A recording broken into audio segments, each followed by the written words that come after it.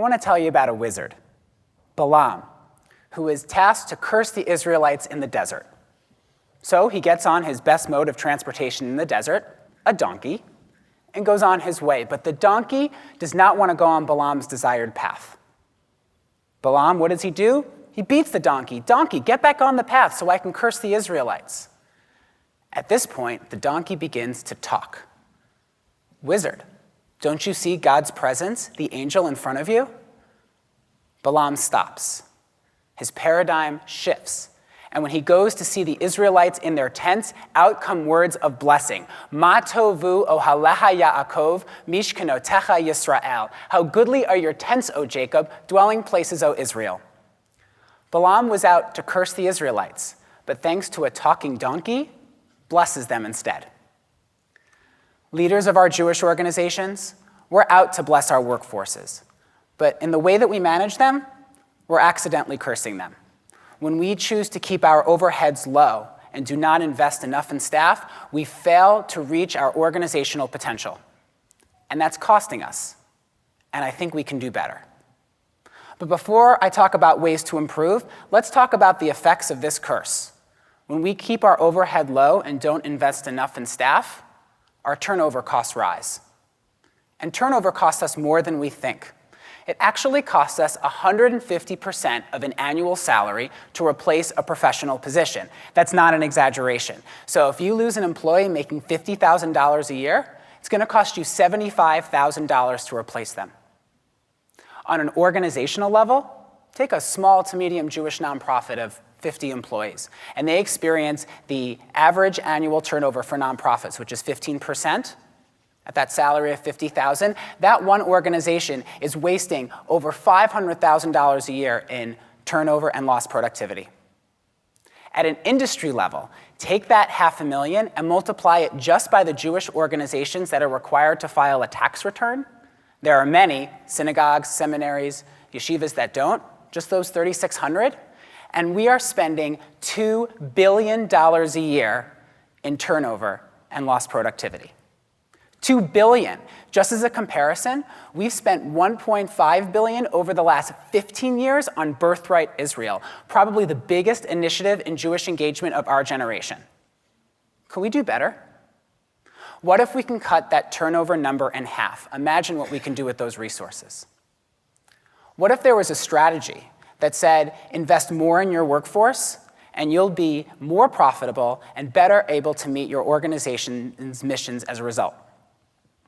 I recently picked up The Good Job Strategy by Zeynep Tan, a professor at MIT, and she has this thesis. Invest more in your workforce and operational excellence, and you'll be more profitable and better able to meet your organizational missions as a result. My favorite example is Costco. Now, Costco's competitors in the retail industry, they keep their wages low and their training low in order to keep their prices low, and they can offer anything they like. Costco does more. They pay more on their staff, they pay more in training, in job flexibility, and operational excellence, and their stock prices and their profits are far better than their competitors over the past 10 years. And by the way, they only have 5% turnover. Costco's competitors practice a vicious cycle. Lower investment in labor, lower quality and quantity of labor, poor operational execution, and not as good profits. They operate with some inefficiencies. Costco practices the virtuous cycle. Higher labor costs leads to higher quality and quantity of labor, good operational execution, and higher profits. Folks are flocking to the Costco tent because their workforce is blessed, where their competitors are failing to reach their full potential. How can we learn from this in the Jewish community? How can we feed our workforce with a virtuous cycle? Better yet, this is part of our Jewish tradition, in our Jewish teachings on how to lead and manage our staff.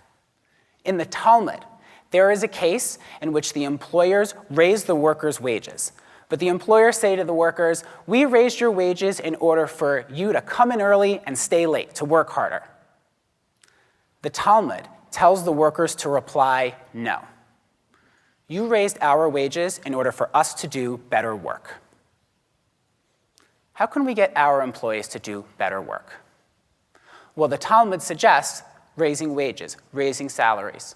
And I hope that every Jewish organization has a conversation about what's the best salaries, best wages we can offer our staff.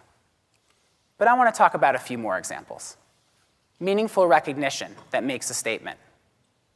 Management training, and compensation beyond salaries that value staff.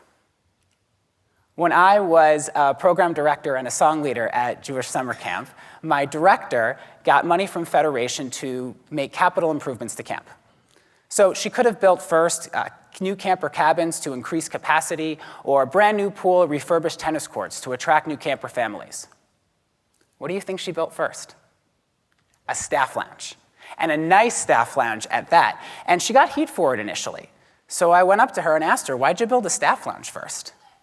She said, Mark, if I don't have happy and invested staff that feel invested in, I don't have happy campers, and I don't have a great camp. Happy staff, happy campers, happy camp. Sounds a bit like Tan's virtuous cycle, right? Now, she had high expectations for staff as a result, in camper care, in programming, and in staff behavior. But camp grew incredibly under her tenure because of her ma tovu, her good job strategy. When I was an assistant director in human resources, my director asked me to design and implement a series of management trainings in best practices in staff management. And we quickly found that the departments who sent managers on a regular basis and gave them space to apply their learning in their work, those departments had less employee relations issues, lower turnover, higher productivity, actually serviced more clients and generated more revenue for our organization. Management training led to effectively managed staff, happier consumers and stakeholders, happier organization. Ma tovu.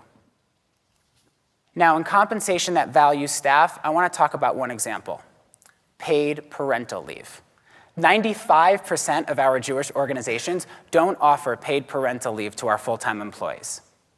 But close to 5% do. In fact, 100 Jewish organizations now do, including my current employer who just implemented one. I know, they know, that there'll be short-term costs, but in the long term, they're going to save, even profit, because they're saying, we value you, we're going to nurture you, and their staff will be retained. Now, I don't believe any of our Jewish organizations are completely cursing or blessing their workforce. But are we operating where we could be? We have the kavanah, we have our intentions, but are our intentions translating into effective actions? Are we doing everything we possibly can to properly bless our workforce? We as Jews believe in the magic, in the wizardry of blessings. We bless everything. We bless the food before we eat. We bless our kids before Shabbat. We bless when there's a rainbow in the sky and when rain falls. We bless because it allows us to be intentional with our actions, that our actions will follow our words, that we will eat the best food for our bodies, that we will be good, kind parents to our kids, and that we will do well by this earth. How about we go into our organizations, into your organizations, tomorrow, the next day, and the next, and say this ma tovu: how goodly is our talent in this organization, our workforce in this Jewish community, and put actions to those words. If we did, this industry, the Jewish nonprofit sector, would be the greatest place to work, because we already have work that provides so much meaning, that provides so much soul fulfillment, and does so much good for others. Add to that a virtuous cycle, feeding the Jewish workforce, increasing employee and user satisfaction, decreasing turnover, strengthening our organizational success and our Jewish community for generations to come. So, what's one way you can bless your workforce? Think about what the Talmud teaches us. Think about meaningful recognition that makes a statement. What staff lounge can you build? Think about management training or compensation beyond salaries that value staff. We are the wizards. We are Balaam. And the talking donkey is asking us to get off that path of underinvesting in our workforce. So when we go to our organizational dwellings and see our staff, we say, ma tovu. How will you ma tovu?